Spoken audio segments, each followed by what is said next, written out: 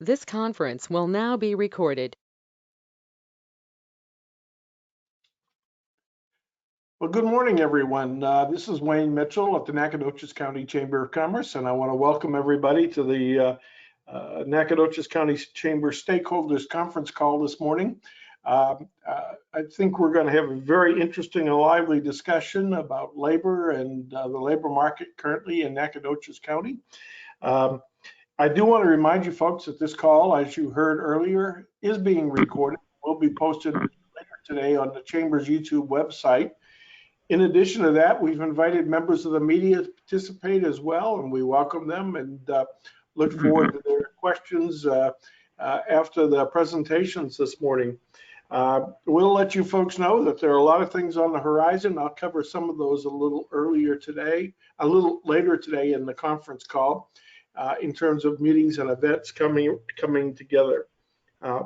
It's my pleasure to introduce the Executive Director of Workforce Solutions of Deep East Texas. He's a fellow since I've been here that has provided an enormous amount of services, not the least of which the statistical analysis of what's going on here in Nacogdoches County. Right now, we're enjoying a very favorable trend in terms of unemployment, which is a good news story. The challenge is finding enough employees for certain businesses, especially in different employment groups, to certainly survive the holiday season, which is on the horizon. I did an interview yesterday on a Tyler-based TV station, which clearly focused on the challenges that Deep East Texas is facing as it relates to the labor market. So with that in mind, would you please welcome Mark Durand, the Executive Director of Workforce Solutions of Deep East Texas. Good morning, Mark. Good morning, Wayne, and I want to just say thank you to you and the Chamber for giving us the opportunity to discuss the labor market trends and what we're facing. As all of us know, we're all facing the same obstacle of finding not only workers, but quality workers. And so through this presentation, the next 15 to 20 minutes, I wanted to be very interactive. If there's any questions, please feel free to ask. I'm having a little bit of problems with my camera, so please forgive me for that. But I wanted to start this morning and just give you a little information about Nacogdoches and the labor market, the unemployment rates. September of 21, we saw our unemployment rate in the Nacogdoches County at 4.9%. And for August of 21, we were at 5.3, so we dropped down 0.4%. But if we looked at it in September of 2020, a year ago, we were at 6.7%.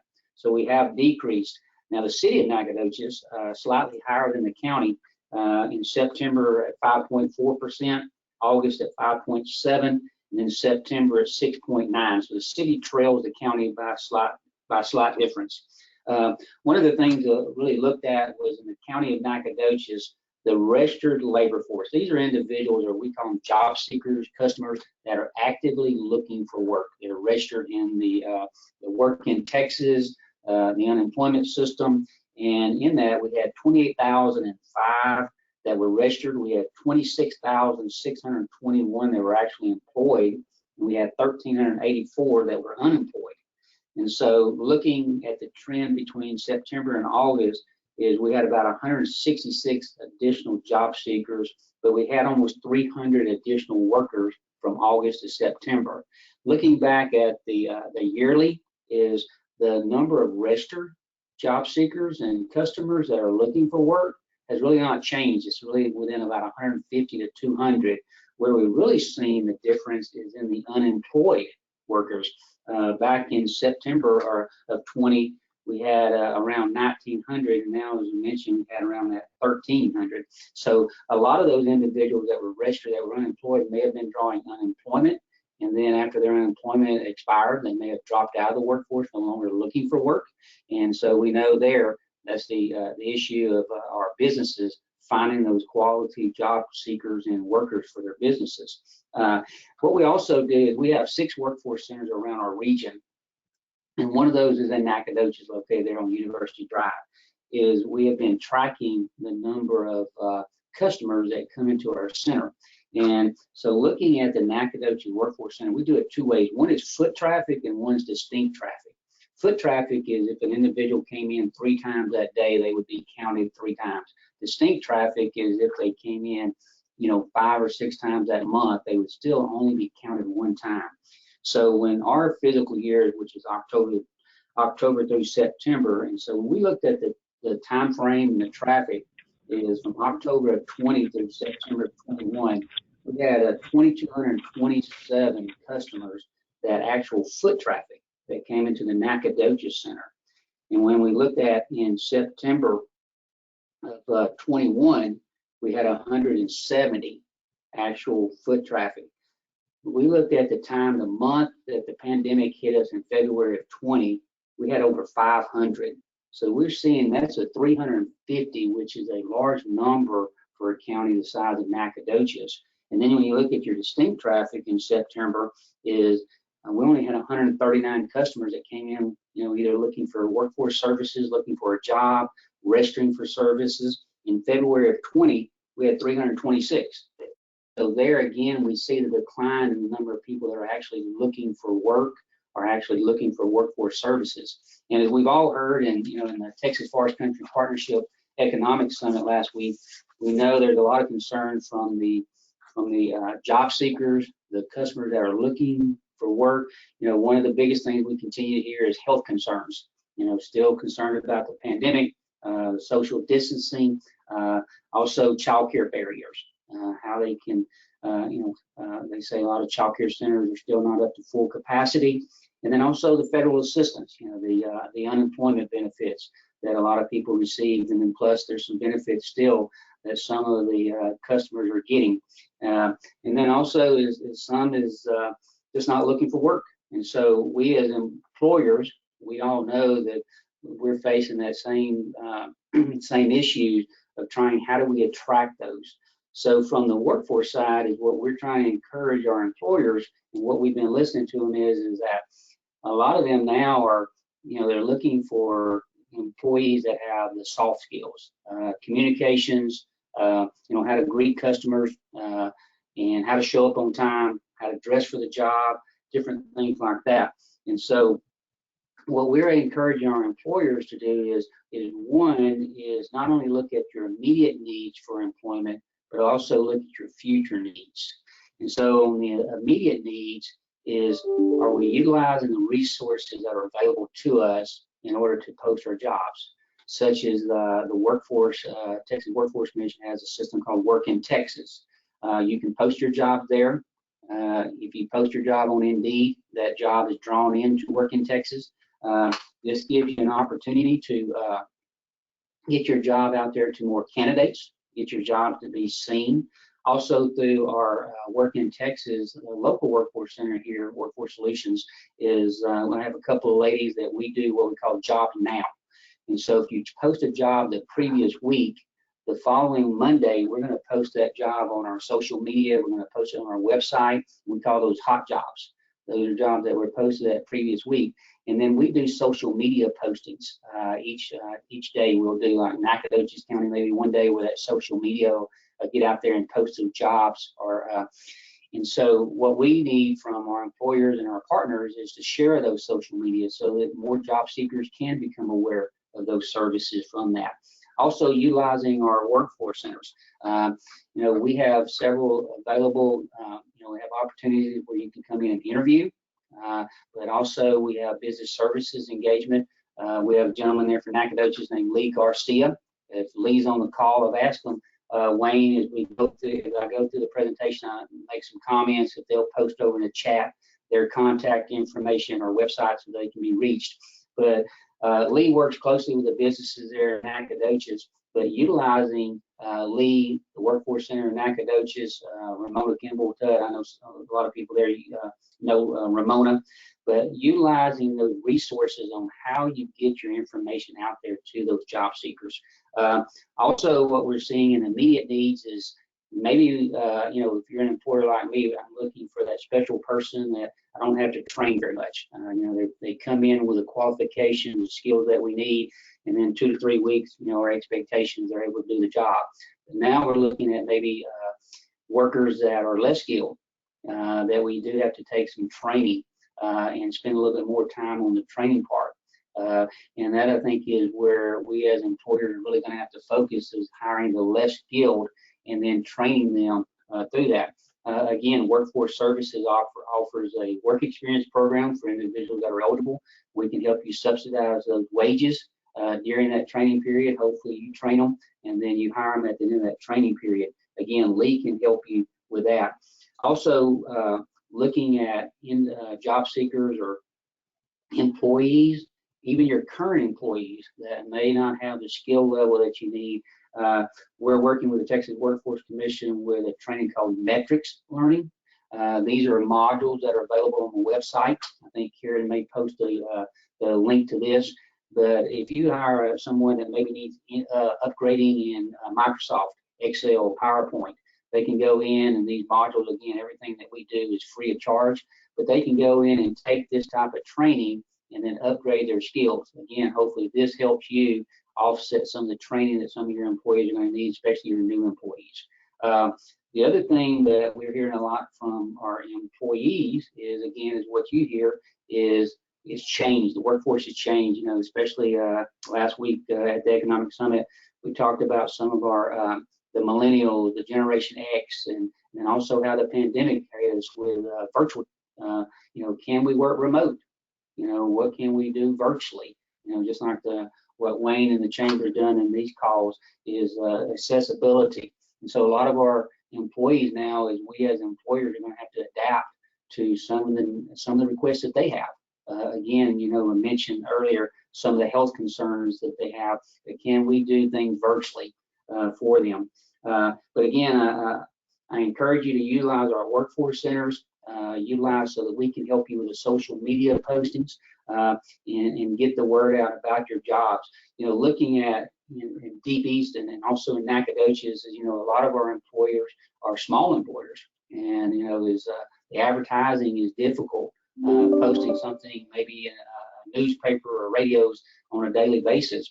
So I encourage you again to utilize your chamber. I know Wayne and his team has been very beneficial to us in getting information out to our employers, but also employees about what services that we have and what openings that you have. A lot of small employers looking at some of the areas is maybe going to more of a low-tech type of advertising, putting yard signs out. You know, is a lot of our small employers are used to you know, referrals from friends and different ones that know that may have a job, or some of your current employees. But a lot of those individuals now are kind of robbing Peter to pay Paul, and getting employees from other companies. So and then if you drive by, I know Wayne told me about an insurance agency was looking. Is a lot of people don't think that some of those agencies are small, 3 or 4 people, maybe 5, that they don't have openings. And so how are you getting the word out that you have that? And so maybe some small yard signs, just to post out in front of your businesses that you're hiring, so that that individual that has that skill or maybe interested in your employment can stop by there and see you. We also encourage you to use one of the things that's been beneficial to us. I'm not sure if Dr. Gordon is on the call this morning, but the Stephen F. Austin Center for Career and Professional Development. We actually got one of our IT staff here at the Workforce Center, or the Workforce Board Office, through this. But Stephen F. Austin can post jobs for you. They're graduates that are going to be finishing up, maybe some interns, different things like that. But they can definitely get that word out for you to what jobs that you have open. And then also is, you know, a lot of our classes are still, some of them are virtual. Dr. Gordon can talk more about that. But there may be an opportunity where you can hire some of these students now through internships or through part-time jobs. I know one of my board members there, and Stephen F., we talked last week and talked maybe about if you have a full-time job, or you're interested in hiring 2 part-time positions, and hiring those 2 students that can fill that.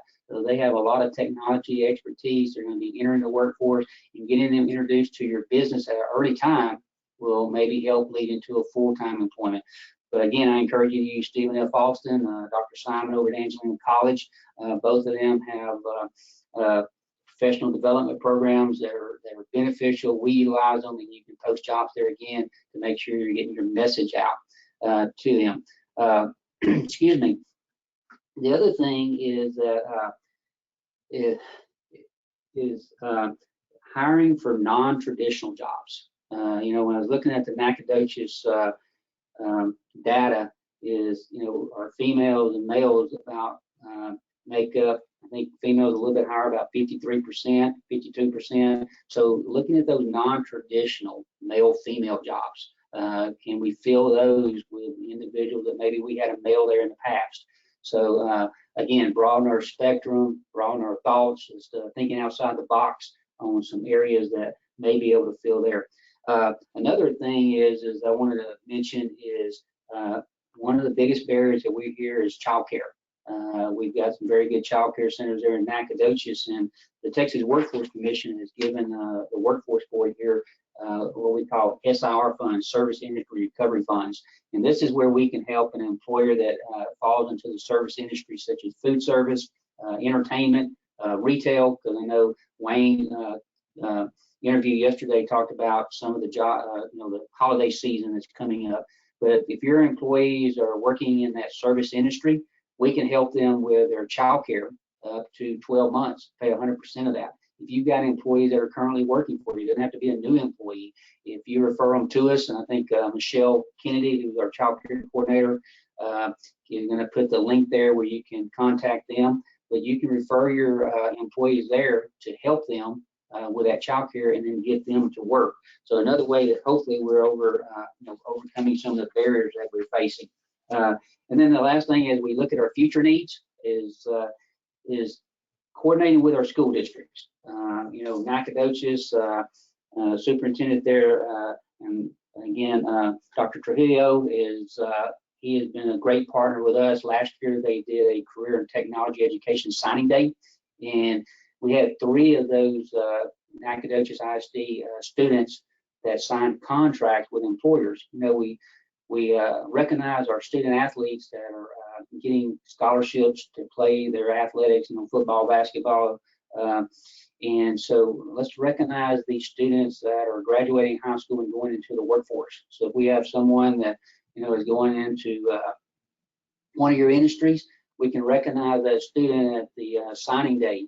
And again, last year we had about 30 parents, 35 students that attended that at Nacogdoches ISD, and again, it draws interest to your industry, to your business. Also tells them what jobs are open, and again, those students can then say, ABC's company is hiring, hired one of my classmates, and then they may come in and apply. The Nacogdoches Chamber has an education advisory committee that we're part of, and again, it's what are you as employers needing for the future? Again, it's building those relationships at an early age.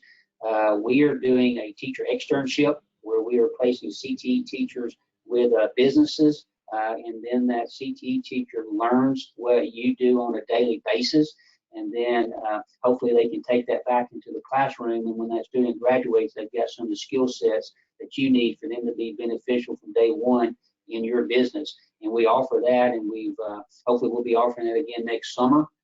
Karen Stubblefield can put her information in. She's our coordinator in that teacher externship. The other thing I encourage is working with our community colleges, our economic developers, and what we call the TIP grant, the Texas Industry Partnership Grant, because we want to train we want to train the employees for what you need in the future. And sometimes, through an Angelina College or Stephen F. Austin, there may be equipment. And so as a partnership through the business, the private industry business and workforce, maybe we can help our training sites, Nacogdoches ISD, SFA, or Angelina buy equipment so that they can train those students again for the jobs that they're going to have once they enter the workforce. We find a lot of our students. I'm on a school board in my local community. We see about 7 out of 10 of our students do not either complete their first year of college or don't even enroll. And so what's happening with those 7 is we need to prepare them for the workforce. So again, this is an opportunity for us to develop those relationships with our community partners. And I think that's one of the things that the pandemic, a benefit that we came out of the pandemic with, is we've been able to develop those partnerships so that we're relying on each other. So again, looking at that, I'm sure I'm not telling you anything that you don't already know. Hopefully giving you some new utilization resources that you can access. Again, Workforce Solutions, all of our services are free. We can even help, how to advertise jobs, information like that. So we're here to serve you. So if we can help you, our information is in the chat, and I'm open to questions, Wayne. Thank you, Mark. And I really appreciate that overview as well.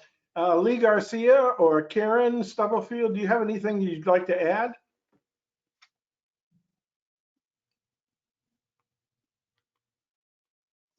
If not, Mark, are there any employment segments that we're running into that are particularly challenged based on your experience? Well, of course, your higher skilled jobs is the one we're really facing right now. We did a hiring fair last week, Red, White, and U. And we had jobs open from anywhere from entry level jobs up to your management. But I know a lot of our manufacturers are having some issues in their upper skill jobs. And of course, we know that trade jobs are going to, that workforce is getting older. We're going to see a lot of those individuals retiring probably within the next 6 to 7 years. And so there is a gap, and that middle skills gap in that area. And again, I think that's where our Nacogdoches ISD is doing a really good job in developing their CTE program and what the needs of those employers are going to be. So those are our biggest things right now, is how are we going to replace those trade and construction jobs in the next 5 to 10 years.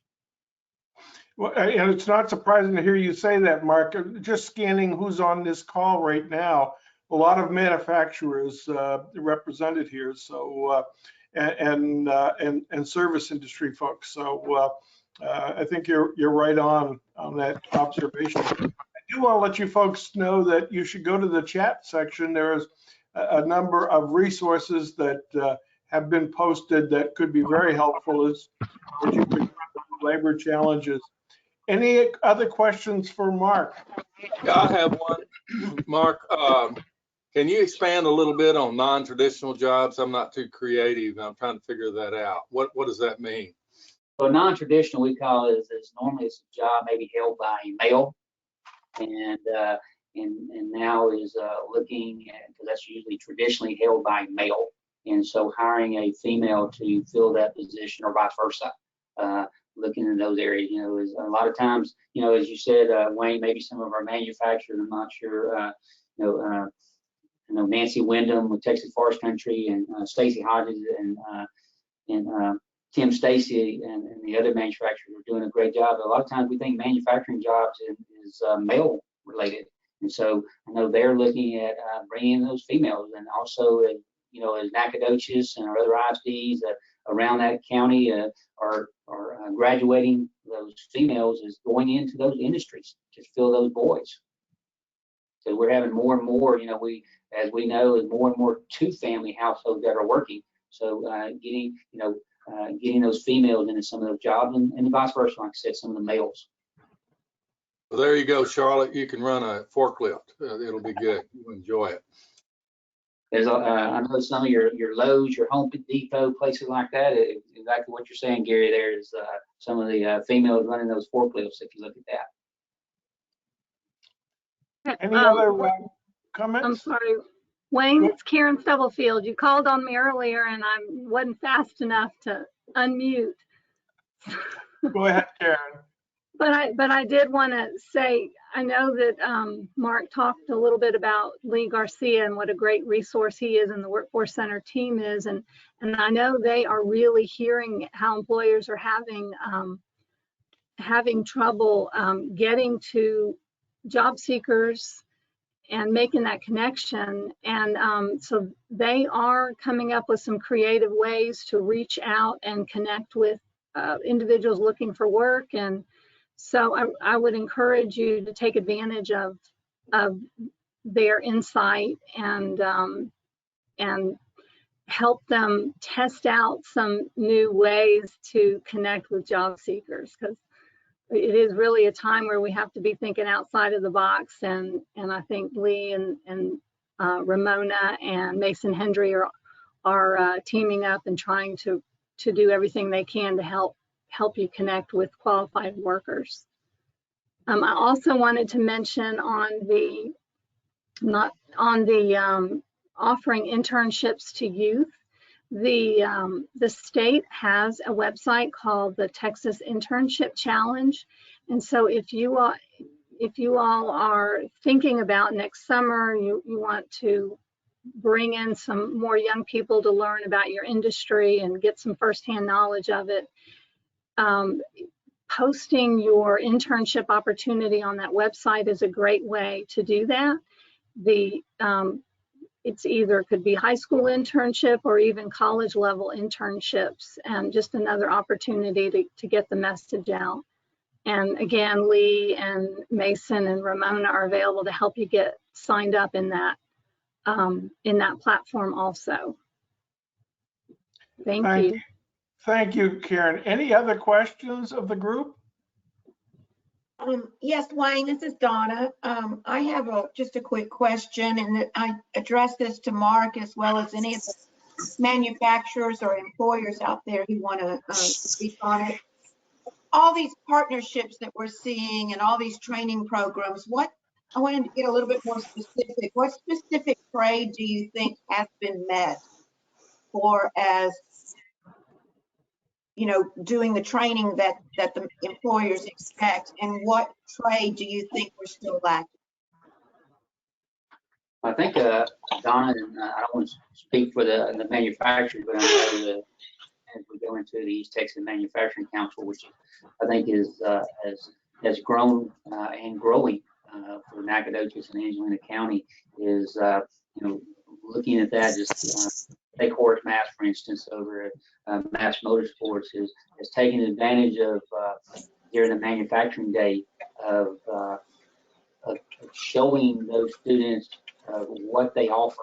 I mean, you know, at the Economic Summit last week, Commissioner Demerson, who's the Commissioner of Employers, and then you had Representative Ashby, that, you know, when Horace was there telling them about what all he does, it's amazing to what we have here. So those relationships in itself of just being aware of what's in our backyard, I think is really instrumental, so that we can, you know, market and then also get that information to you know, to our students. I mean, when manufacturing day, and we had I think about 20 manufacturers that have booths set up, and you know, just driving down the road, you don't really see what they do. So I think that was a huge asset there as we grow here. You know, are we still needing more welders? Are we needing electricians? Are we needing more computer operators? Where specific areas that you're seeing our manufacturers in? That is all and above. Welders, you know, even in your industry, some of it is just operating the machinery. Big need for CDL drivers. I know one of our manufacturers that we met with when we walked through their company, talking about some of their stuff was sitting, their supplies or their materials that they need to ship out was having to sit in their yard longer than normal because they didn't have, you know, CDL drivers to get it out. So it's a combination of all of those occupations. Thank you very much. Go ahead, Valerie. Valerie Riddell with the Daily Sentinel, and I'm hearing from job seekers who are, you know, at the experienced end of their career, you know, maybe 45 or 50, and they're having trouble getting a serious look, you know, from prospective employers. You know, they have experience, they're up to date on their software, they have the people skills and soft skills, show up to work on time, but maybe they had a break during COVID, but they're having trouble with you know, automated recruiting processes that just knock them out because they have a work history that dates back to the 90s, or they had that COVID gap, but otherwise have a great work history. And if they use, you know, some of them have even cited Indeed that they cannot get, you know, get even an interview when they're applying for open positions. Well, Valerie, on those individuals, I really, when you hear from those, encourage you to send them to our workforce center, because we have staff that are trained to help individuals with resumes.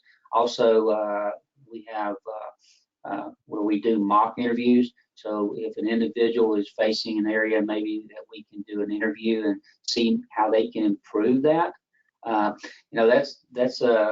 That's one I haven't heard. So because we hear from the employers that we're looking for that skilled, qualified person. So I have not, so that's good to hear that that's something that we can look into. They're not even getting to the interview process. That's why they're suspicious of an algorithm or something that's knocking them out. Well, if you, one of the things is I came out of healthcare, worked at Christus, and, a lot of your organizations have human resources that they do a scoring, and that's why it's important, again, for us to help maybe with resumes, because they, as that scoring, they're looking at keywords in your cover letters, keywords in your resume. No longer can you do a one-page resume and send it out to, 20, 25 employers. It's got to be really specific to that employer. And also employers looking, they can tell, is this someone that's sending the same resume to those 25 businesses? Or are they really taking time and want to come to work for me? Because, again, from the employer side, they're looking for that person that has longevity and, wanting to come to work for them. So again, I go back to tailoring your resume to that employer and not just being a resume at one page and sending it there. So those are things that we can help you at the Workforce Center or help those individuals. Thank you, Mark.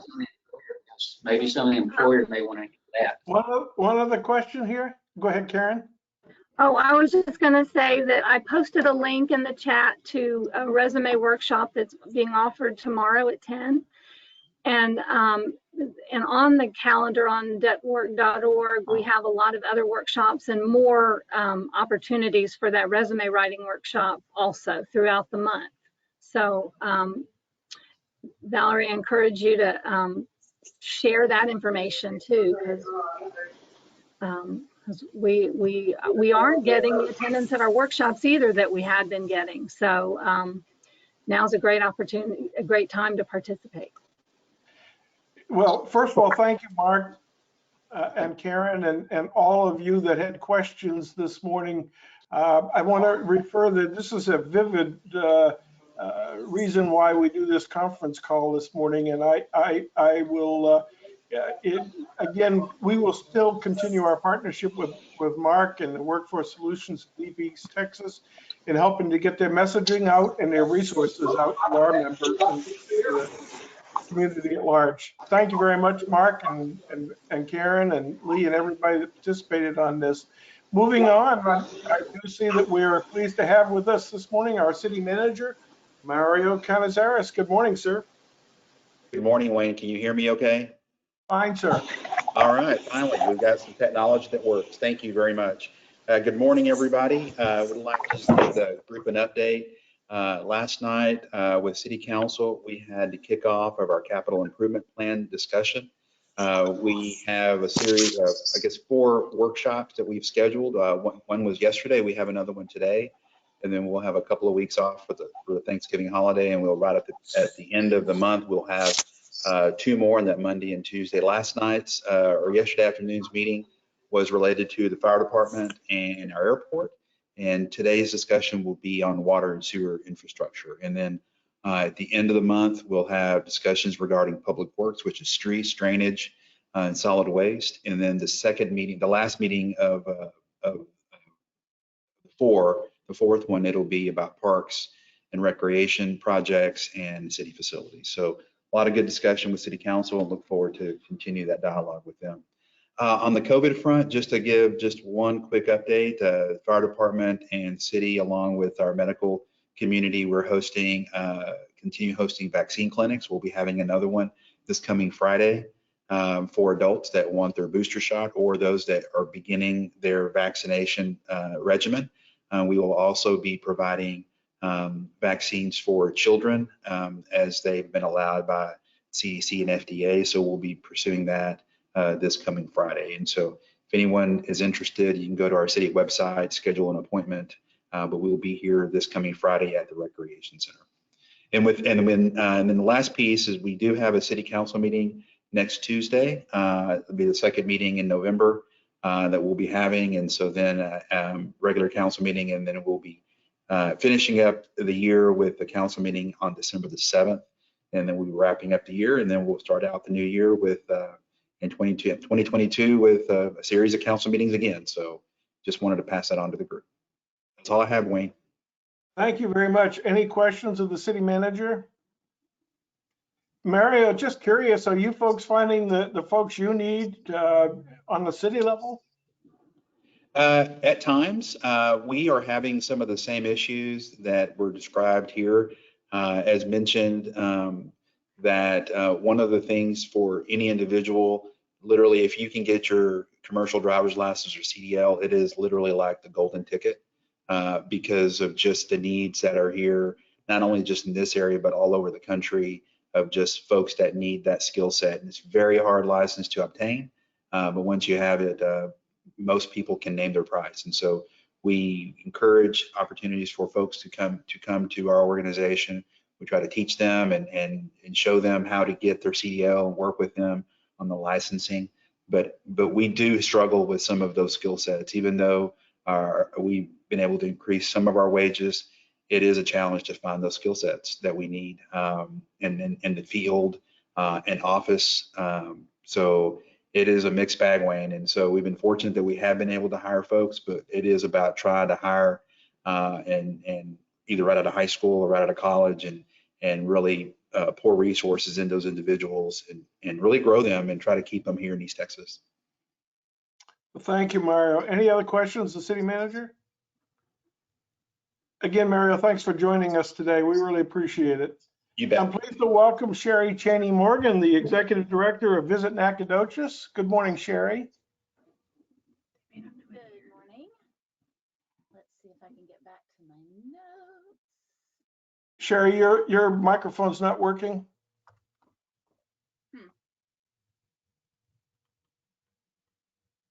Hear me now? A bit better. Can you hear me now? Yes. Okay. Sorry about that.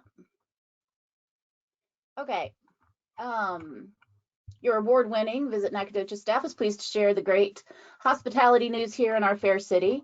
Be on the lookout for our new focus in our new marketing year. We launched on our new fiscal year, started October 1, and with that comes a new marketing year for us. We'll still be sticking with the We Have a Knack for That, but honing in on the stories and the people behind those assets. So who keeps our gardens flourishing? Who keeps our historic sites open? Who maintains the greens on our highly regarded disc golf courses? Those are the stories we want to share with people, because one of the many things that sets Nacogdoches apart from our neighboring communities are just the high quality of people that we have in their investment in Nacogdoches. September hotel occupancy came in at 51.6%, which is great, and 10% above what we saw in September of 2020. All indicators are we'll still see continued rises in that throughout this calendar year. Our concert season is over, and by all accounts, they were extraordinarily received, and we know well attended, and we've already started planning for the next season. So if you or your business would like to sponsor one or more of these upcoming events, please let us know so you can hitch your wagon to the shooting star. December 4th will bring with it a rebirth of the Nine Flags Festival, which took a hiatus for several years, beginning at 10:30 around the square, and that will lead directly into the lighted Christmas parade brought to you by your Nacogdoches Area United Way. Also on December 4th will be just a perennial favorite here in Nacogdoches, the holiday tour of homes. That is going to be, I believe, from 10 until 3 tickets. That's a ticketed event, and those tickets are $25 a piece and can be purchased right here at the Charles Bright Visitor Center. Stay tuned to our social media outlets for the launch of this year's Burt Reeves Holiday Lighting Extravaganza. Burt Reeves, for those of you that remember, owned Reese Jewelers along with his wife Charlene, and was renowned through the community just for the outstanding job that he did decorating his own home for the holidays and encouraging others. And so this is an homage to him and his passion and just the love of that festive tradition of decorating your homes with lights. So we are so excited to be able to partner with the Reeves family for that event. So check out, we're going to be launching that by the end of this week. As you do your holiday shopping, I encourage you to check out our offerings right here at the CVB. We'll have our limited edition annual ornaments coming in shortly. Those will be $10. We've got special umbrellas, mugs, Born in Nac merchandise, which includes infant layette sets, hats, gloves, a brand new cookbook that we're so super excited. So many community leaders and community members were so generous and contributed their own recipes to making this book. So those will be in December. And our long-awaited Love Letters to Nac book that we collected letters for back during the pandemic. So Ashley Morgan and our intern Brianna worked to get that published. We self-published that and it looks so good. And I know that you're gonna love it as much as we do. So we put a lot of effort into designing some very handsome things that we feel like your loved ones would appreciate receiving. And then just one sort of peek into what 2022, another point of focus for us. You know, we would not be able to stay open 7 days a week without the hard work and dedication of our trusted volunteers. We are so blessed by so many of them that give of their time to make sure that visitors to Nacogdoches have an open door and a smiling face when they come in on the weekends. So in January, we're going to add to that, and we'll see the transition of referring to them as our volunteer crew to becoming true Nacogdoches ambassadors. We will be announcing a Saturday orientation in January 2022, where we will do a guided bus tour of participants who are interested in becoming Nacogdoches ambassadors, where we'll take you around and show you firsthand all the copious number of tourism assets that we have here and equip these people with talking points about that so that they are qualified to come in and serve as ambassadors. And this is a great opportunity for businesses to think about coming in and owning a day of service here at the CVB. You know, this welcome brought to you by CBTX. It's a great way to get the name of your business across, but it's also just a great thing if you and your partner, if you and your older teenage child would like to do that. We have families that volunteer for us. So many times we hear time and time again, people come in and say, we drive by this place all the time, but we never stop by. We've never been in, and often we become sort of nose blind and just we take for granted the streets that we travel day to day, just in the business of living our lives. So there's so much about your own town that you might not know, or you might have missed or forgotten, that our visitors that are new to us here, they just adore and love. And what better salespeople to have to tell them about the many, many offerings that we have here in Nacogdoches than people that choose to live here and love it here. So be on the lookout for that. I'll be emailing out some more information on our Nacogdoches Ambassador Program. So we wouldn't be able to do any of this without your support. So thank you for all that you do in ways big and small for making Nacogdoches a great place to market and invite people to. And a side note, Mike was telling me earlier this week that I think last week we had 5 people that came in that were moving to Nacogdoches. And I said, well, man, we should work on commission. But isn't that great news that, you know, it starts with one visit. People come in and they get the lay of the land. They talk to a few of you people, great people out there, and they decide that they want to make Nacogdoches their home. And that makes me proud. Hope it does you too. Bye. Thank you, Sherry. Appreciate that. And we've seen the same trend here at the Chamber of folks coming in, a couple of them in the last week, establishing businesses here, which is pretty exciting. So that's a good news. Any questions of Sherry? If not, I'm pleased to welcome the President and CEO of the Nacogdoches Economic Development Corporation, Larissa Philpott Brown. Yes, thank you, Wayne. Thank you for that introduction. And I apologize, Mario and I had to jump on a little bit late, so I may be repeating something that our friends at Workforce Solutions or DP's Texas Workforce Commission mentioned. But in light of recent layoffs in our healthcare community and a very tight labor market, as has been discussed, NEDCO did host a healthcare related job fair. We did have 7 organizations participate in that. Something continuing with our focus this year of really ensuring that we service everyone in our community, including our Hispanic residents. We are working in the very preliminary stages on a job fair focused at our Spanish-speaking residents. We're working with our companies and organizations that are comfortable hiring bilingual employees, and so we'll have news on that soon.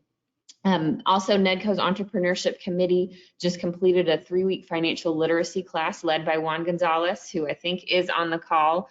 The class was taught in Spanish, had an in-person and online attendees. It's been already viewed by several hundred people. And so we were very excited about that class. It was just trying to ensure that our new Spanish-speaking residents understand the way our financial markets work and understand how to get credit cards and how to get bank loans and how to use checking accounts and things like that here in Texas. So we're very thankful for the support that our NEDCO members provide so that we can have that kind of programming. Super thankful to Juan Gonzalez and his leadership in that program. We are also in a period of intense development activity. You may not see it on the ground yet, but we've got probably 20 projects in the works of development that might be, you know, from a drawing on a cocktail napkin all the way to right about to apply for building permits. And I think I may have said this last time, that's more than I've seen in my career at NEDCO. So we are excited at the interest in our community, and we hope to see it continue through 2022. Thank you, Wayne. I'd be happy to answer any questions. Thank you, Larissa. And I've got to tell you, I've never seen the volume of ribbon cuttings that we're doing right now. I think we've got like 10 between now and the end of December scheduled already. And I love the diversity in the ribbon cuttings that we've had in the past and those that we're having in the future. We've got a lot of good things going on here in Nacogdoches. So any questions, Larissa? If not, Larissa, thank you very much. I appreciate that. I'm pleased to welcome Les Leinberger, the Communications Director for the Nacogdoches Independent School District. Good morning, Les. Hey, good morning, Wayne. It's good to see everyone. I want to start out with NISD's offering COVID-19 vaccine clinics for children ages 5 to 11. We're making these available for the parents who want their children to be vaccinated. And this is a partnership with City of Nacogdoches Fire and Rescue and SFA's DeWitt School of Nursing. There's a clinic today, the first one we're offering for children this young. It's at Emmeline Carpenter Elementary from 4 to 6 p.m. On Thursday, a second clinic will be held at Gay Elementary, and it's also from 4 to 6 p.m. We require parents of children ages 5 to 11 to go online and sign up for one of the time slots. And I've put a link to our website in the chat feature for anyone wanting to reserve a time. Also, we are requiring a parent or guardian to be present for when the vaccine is provided. So far, between these two clinics, we've got nearly 100 slots filled this week. We'll have more clinics next week. On Monday, parents can take their children to Nettie Marshall Academy Dual Language or Thomas J. Rusk Elementary on Monday. And on Tuesday, parents can go to Brooks Quinn Jones or Fredonia Elementary, and those times will also be 4 to 6. And later today, we'll have that information up on our website as well. Additionally, there will be adult doses available at these sites should any parents wish to be vaccinated or if they have older children they want to bring along. And this is just a reminder that permission form will have to be completed and signed for any student, regardless of age. Wayne, I can't brag here too much about the leadership provided by the city's Fire and Rescue Department and SFA School of Nursing. They've done a great service to this community, and we're proud to partner with them on these vaccination clinics. And finally, in a little bit of non-COVID news, our football team will be at Montgomery High School at 7 p.m. Friday night for a bi-district playoff game. The Dragons finished 4th in District 9-5A, and this is the 2nd consecutive season Nacogdoches has qualified for the playoffs. Wayne, that's all I've got. Well, that's great news about the football team and the playoffs, and we'll be rooting for the Dragons this time around. Les, any questions of Les at all? Again, thank you, and thank you for the work you folks are doing in the vaccination front over there and your partnerships with the city and the county. That's great. That's a great service. I'm pleased to welcome, I want to put her on the spot because I didn't have her on the agenda, sadly, but I will in the future. Anita Scott. Anything going on up there at the Nacogdoches Expo and Convention Center? Good morning. There's always something going on at the Expo Center. Well, today we have the sheriff's office is here doing some training and stuff, and so we have someone in the house. But this weekend we have the Nacogdoches County Area Go Texan is having their fundraising banquet here at the Expo in the downstairs room. And the tickets are $100 for 2 steak dinners and a chance to win $5,000. Of course, that's all the proceeds are going towards scholarships for Nacogdoches County area students. And then November the 18th and 20th, the Nacogdoches Junior Forum is hosting their Holiday in the Pines here at the Expo Center. And the tickets are on sale now at NacJuniorForum.com, or you can also go on our website. We have a link there at nacexpo.net. And on the same weekend, we also are having the Region 5 Junior High Rodeo here in the main arena, like I said, on the same weekend as the Holiday in the Pines. So we're going to be busy that weekend as well.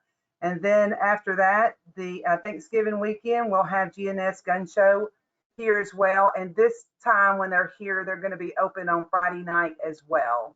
So we have a big busy November. And we are also behind the scenes also working on the Nacogdoches Pro Rodeo and Steer Show. So you should, if y'all are sponsors of the rodeo, you should be receiving some information about the rodeo, which is not until March, but you know, you're having a big event like that, you have to start planning early. So we're working on that as well. So very busy here at the Expo Center, but we love it that way. Well, that's great, Anita. And I'm sorry I missed the fair here a few weeks back. Sadly, I was traveling, but Yeah. everything I heard was positive. Well, yeah, the fair was awesome. I'm telling you, Pilgrim Pride sponsored it this year, and Sunday was phenomenal. We broke records on Sunday, and so, you know, we are very thankful to Pilgrim for sponsoring the fair this year. It was great. If you missed it, you missed a good time. It was a lot of fun. We had a good time. That's fantastic. Well, we will end with the star of today's show, Gary Lee Ashcraft, the president and CEO of Nacogdoches Area United Way. Good morning. If I can get a standing applause, please, after my remarks, I'd appreciate it. Merry Christmas, Sherry. Thank you for covering the parade and tour homes and all those kind of things. Christmas is around the corner.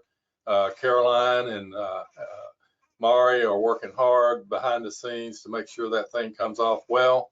But I think I want to start with what we do because this morning I had some people ask me that were students at SFA, what does a United Way do? Well, this is the important part. This is why we ask for donations, and I will ask now, if you haven't donated to the United Way in our campaign, please do.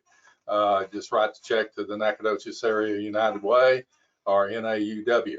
A few days ago, Caroline and I had a knock on our door. The doorbell doesn't work, hadn't for years, and in came a lady who was a part of, and I must say that Sean and Ed and his team are doing the best they can at Nacogdoches Memorial and doing a good job to sustain it, but they have made some drastic moves there that they had to make. She was one of the people that was let go from Nacogdoches Memorial. She was a very proud nurse of 33 years. And she came in here and she had never asked for help in her entire life. She was a working woman that paid her bills and what have you. And due to her circumstances, she was in a box. She having a little trouble with utilities and rent, things like that. And we sat her down and talked to her a little while. We got her with Greater East Texas Community Action Get Cap. We got her with Love Inc. We got her with Hope, and she went right to it. And as far as we know, I hope we can keep up with her. She's a nurse and she should do fine.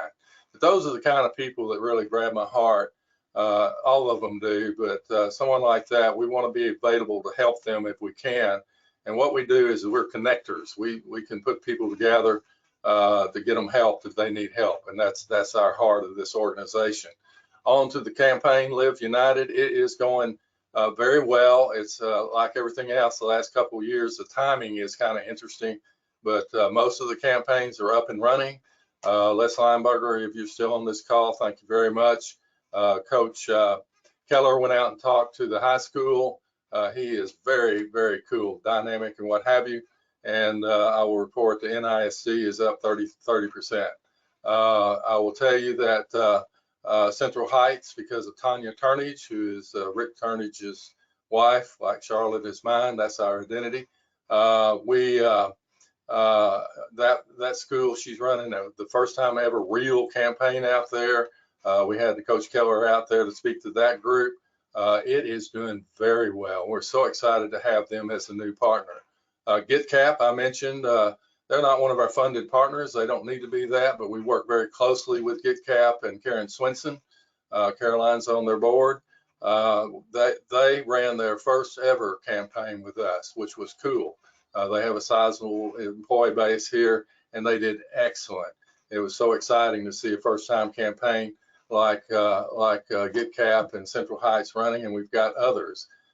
Jimmy Day is on the call, I think, and he knows a lot about United Way. R&K has always been a partner to us with a beverage that I kind of like in all sorts of ways. They have supported us, but they're running a campaign this year in their shop. So I'm really excited about that and Jimmy's leadership. Banks are up. Bancorp South came in up.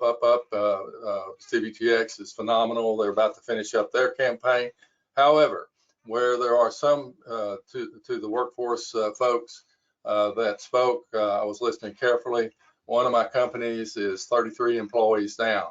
And part of that is because of an old established work group that retired. Another part of that is not being able to get skilled workers to do those things, CDL and forklifts and what have you. But they still campaigned, and it was a good campaign. The Rex Perry car we call Betty, in tribute to Betty Shin, is blowing all over Nacogdoches. If you see it go fast by you, that would be me. That car will go real fast, and only been pulled over once, but and have not wrecked the car. I think it is at Eaton Corporation right now that just kicked off their campaign. We delivered that car, Betty, to Bill Dietrich at Eaton, and they're running a fantastic campaign.